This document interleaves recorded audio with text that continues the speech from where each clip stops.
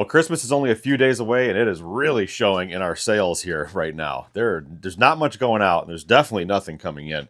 State sales have stopped. Garage sales stopped months ago. It's like 16 degrees outside. So let's go over this sad pile of things that have sold. And then we'll go over a few of the ephemera pieces that sold as well. Boy, that is a table full of success right here. Just look at that. So let's take a look at some of these things to let you know what they sold for here. This is off of a Bose Lifestyle. I can't remember exactly which surround set this is off of. This came from a garage sale. Actually, the same sale that I picked up the Bose environmental speakers and a whole bunch of Bose stuff. It was like 30 bucks for the box of Bose stuff and then 10 bucks for the speakers. But then this piece here, what I did was I parted out all the cables because people need specific cables. They're different lengths and whatnot. But this cable here, this is the 9-pin cable. It's sold for $17 plus shipping.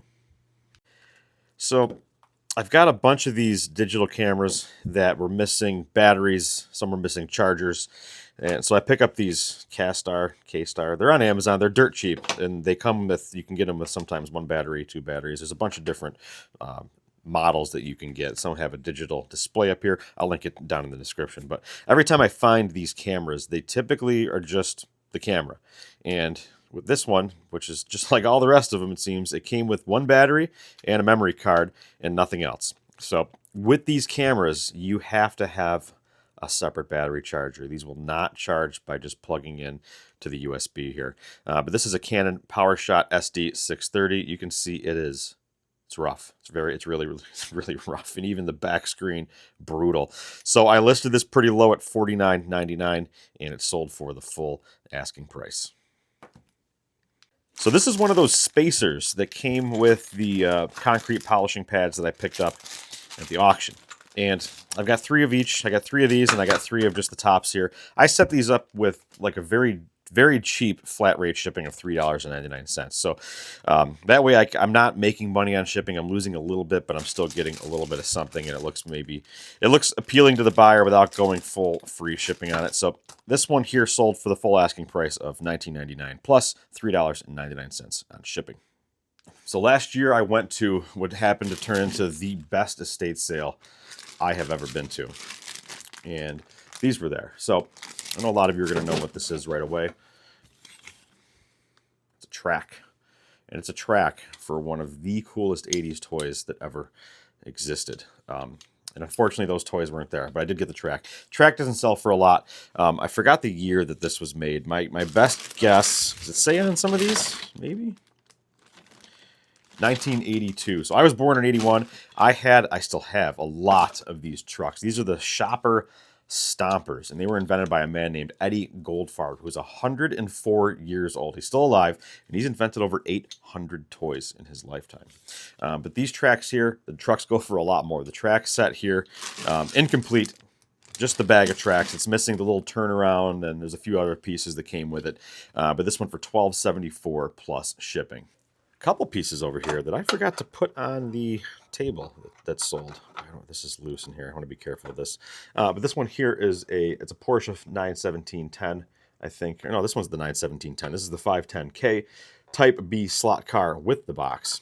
Both of these went to the same buyer. Look at this. This came from a store called Nichols. I remember Nichols from when I was a kid. But this one here, because it's missing the sticker on the front, it's not in the best of condition, sold for $20.39. And then the same buyer picked up this Porsche 91710. A little bit better condition. Really cool car. This one he paid $33.99 for. So over the summer, I picked up at a garage sale around 2,000 cassette tapes.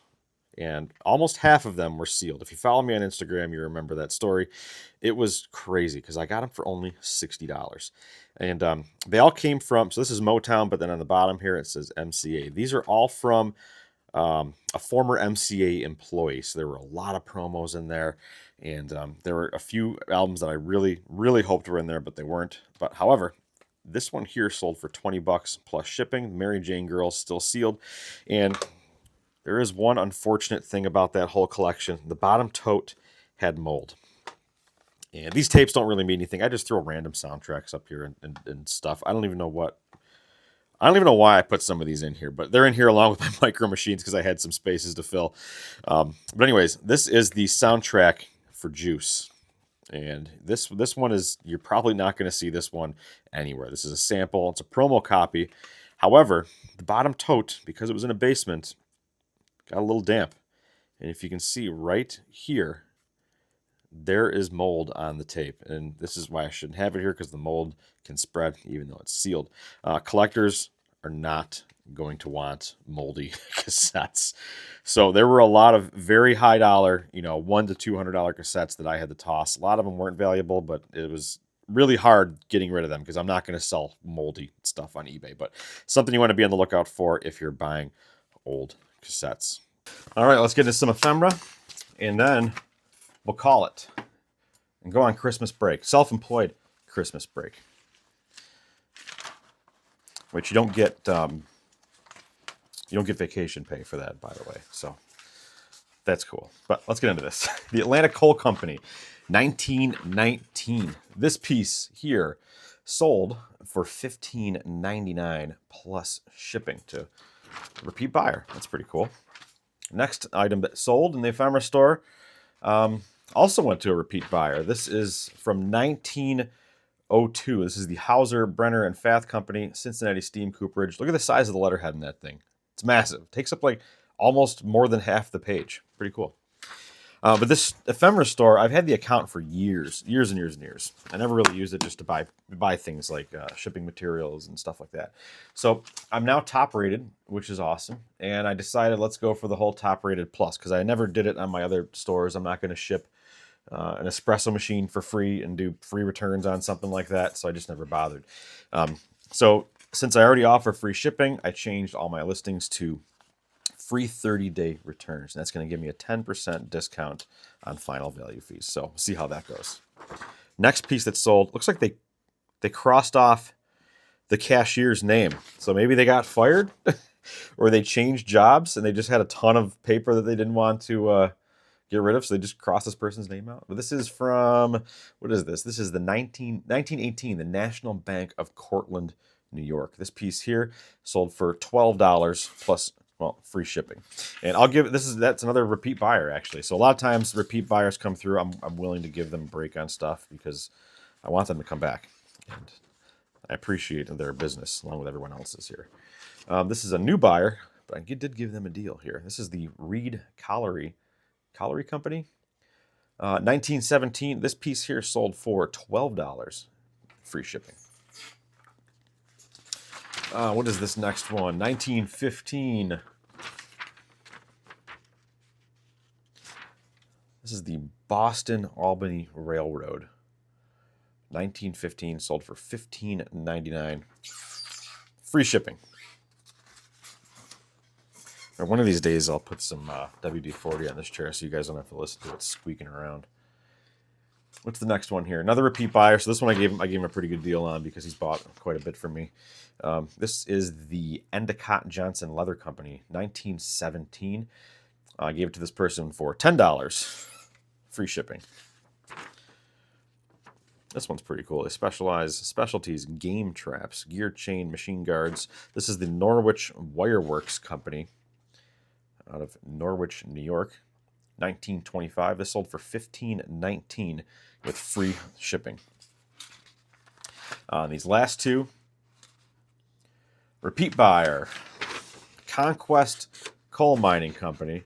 So these both went for a total of $31.98 with free shipping. 1917.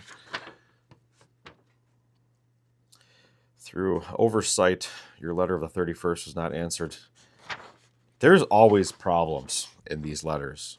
It's unbelievable, actually. Like, is that how it was back in the day? It's non-stop issues. A lot of them with this coal company, with people not happy with what they received or not receiving anything at all. And a lot of them didn't have phones, so they just wrote letters, hoping to hear back from this person. But all these sheets of paper here, after the fees and whatnot, the total is $131.14.